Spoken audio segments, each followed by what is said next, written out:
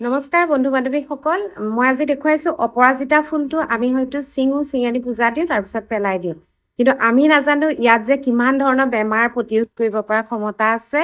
তাৰ বাবে সদায় ৰাতিপুৱা একাপ যদি চাহ অপৰাজিতাৰ খাব পাৰে তেতিয়া বহুত ধৰণৰ বেমাৰৰ পৰা আপোনালোকে ৰক্ষা পাব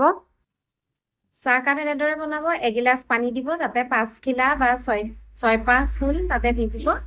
মই যিহেতু অলপ বেছিকৈ বনাইছো সেইকাৰণে মই বেছিকৈ ফুল দিছোঁ তাৰপিছত ভালদৰে উতলাই ল'ব চেনি চাহপাত কোনো দিয়াৰ প্ৰয়োজন নাই তাতে লং বা ইলাচি বা দালচেনি এটা টেষ্টৰ কাৰণে দিব পাৰে তাৰপিছত এনেদৰে চাহখিনি ভালদৰে 5 মিনিট বা 10 মিনিট উতলাই পেলাই চাহকাপ বনাই ল'ব এই কাপ চাহে চুগাৰ নিয়ন্ত্ৰণ কৰি ৰাখে আৰু হাই প্ৰেছাৰ নিয়ন্ত্ৰণ কৰি ৰাখে আৰু মানুহৰ ওজন কমোৱাত সহায় কৰে আৰু লগতে পাচন শক্তি বৃদ্ধি কৰে আৰু ৰোগ প্ৰতিৰোধ ক্ষমতা বৃদ্ধি কৰে আৰু এয়া চাহ হৈ গ'ল মোৰ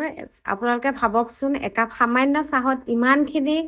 মানে উপকাৰ আছে তেতিয়াহ'লে আপোনালোকেনো কিয় নাখাব আৰু ভাবো আপোনালোক আৰু যদি ভিডিঅ'টো উপকাৰী বুলি ভাবে তেতিয়াহ'লে সকলোৱে শ্বেয়াৰ কৰি দিব যাতে আৰু যিসকলে নাজানে তেওঁলোকেও পায় আজিলৈ